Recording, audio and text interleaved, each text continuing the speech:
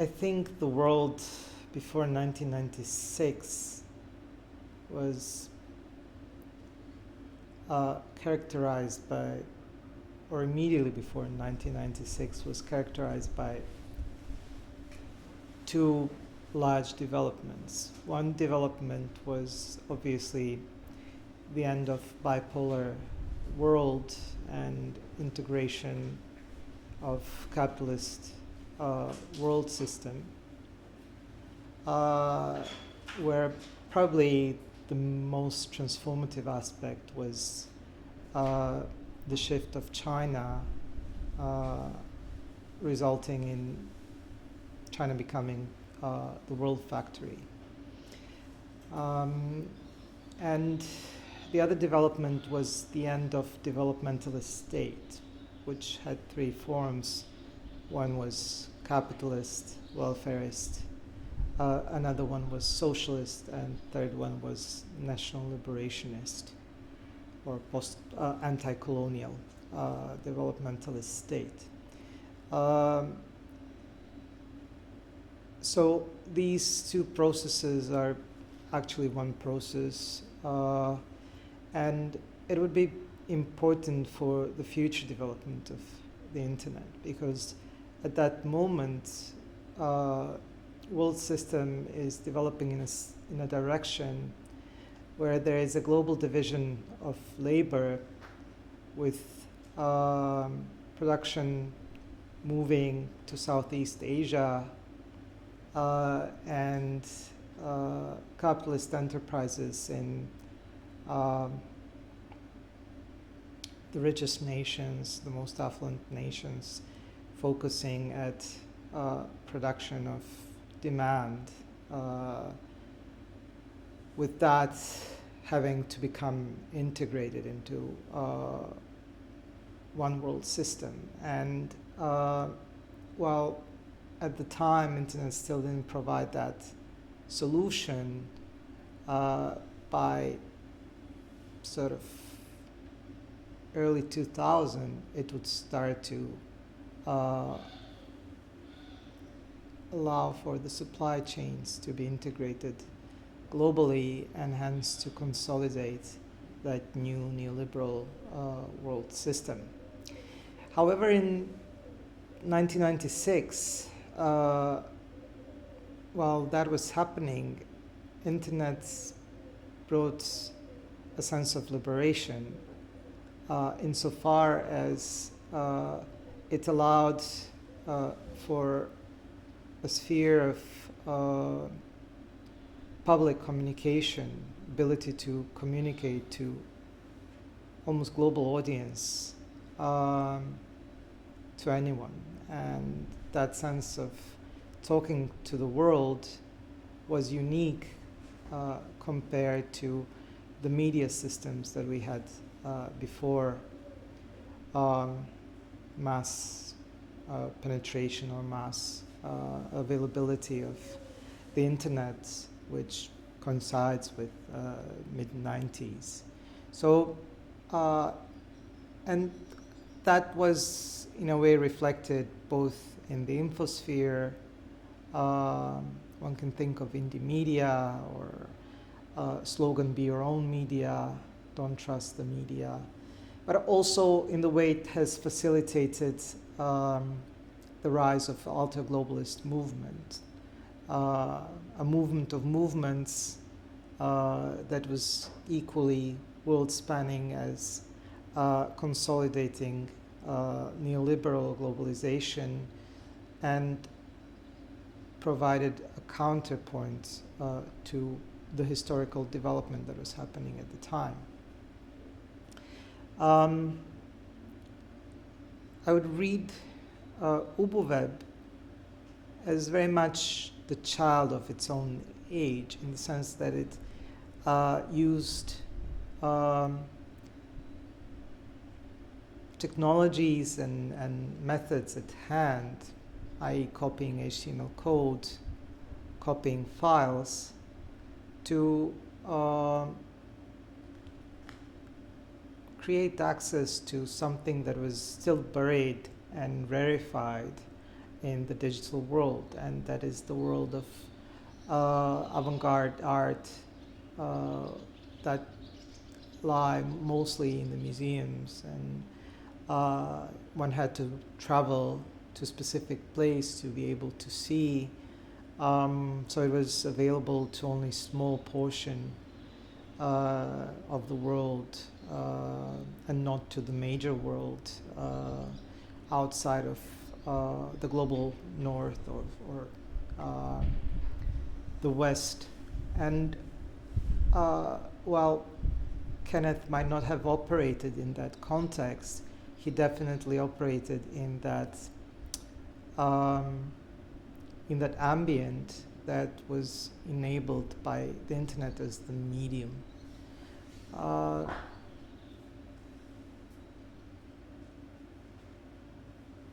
So since then, looking back from the sort of present moment of time,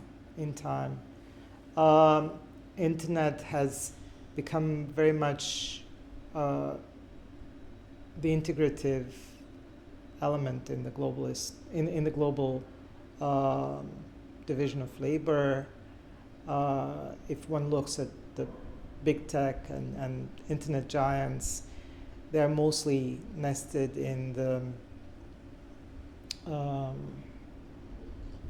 in basically creating demand for goods produced in Southeast Asia, and in fact they are either advertising platforms or they are shops, and a lot of their revenue comes exactly from that, and their high market valuation is closely related to the fact that they have this key role in development of capitalist world system. In a way,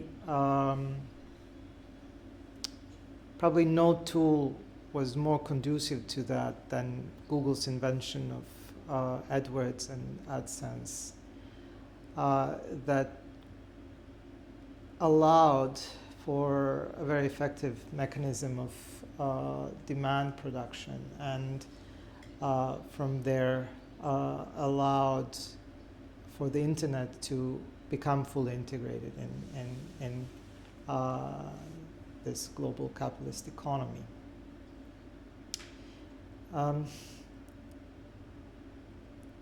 I guess over the last maybe 10 years or so, that integrated neoliberal capitalism started to break apart. It has probably to do with the rise of China as economic powerhouse and maybe new center of global development, both in terms of being surrounded by Southeast Asia, the largest global region in terms of population and future productive capacity, but also with the rise of China as middle-income country, and we are now increasingly moving into a world where the global north has become minority world, and where there is a scramble to create forms of maintaining hegemony that it held at least since 1991, and that is well evidenced in sovereignist politics that we can observe both in the US and across European Union, and that can be observed also in the rise of conservative right. So it's a world ridden by disruptive transformation. It's hard to say where it's going, no? But in that world of unclear future, Ubu, I think allows for forms of access to cultural objects that still persist in very limited world of access. However, the context, cultural context has changed. Contemporary cultural objects are produced in high resolution, are easily available, streamed, and we have moved from procedures and forms of distribution by copying to the world of distribution that is on demand, that is streaming. And probably in the near future we will move into the world where objects of consumption, cultural consumption are generated and custom made to individual choices and preferences.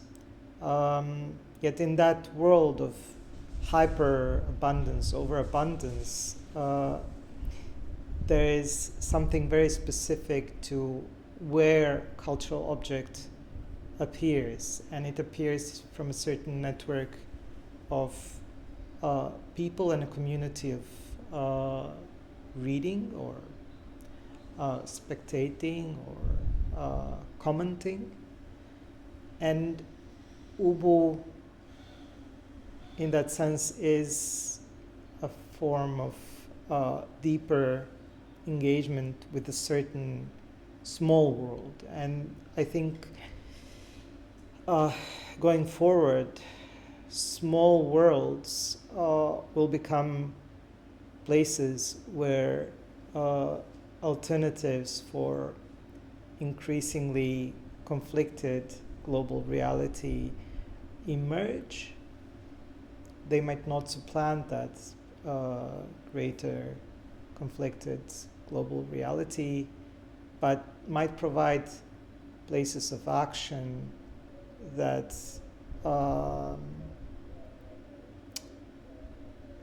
that provided an opportunity might scale, that might be transformative. Transformation comes from two moments. It comes from capacity to comprehend how to act in the world and conditions that allow for a certain form of collective action to take effect. And I think it's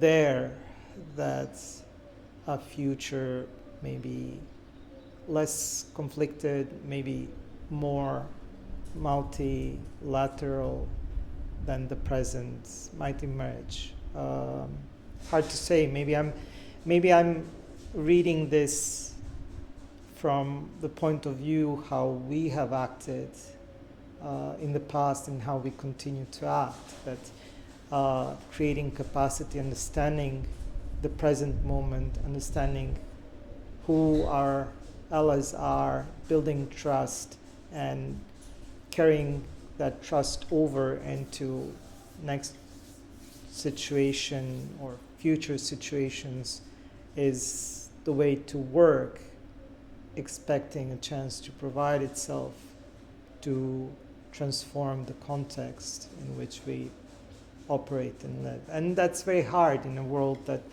obviously will be facing also a lot of external crises, including climate change and degradation of biosphere. So let's see.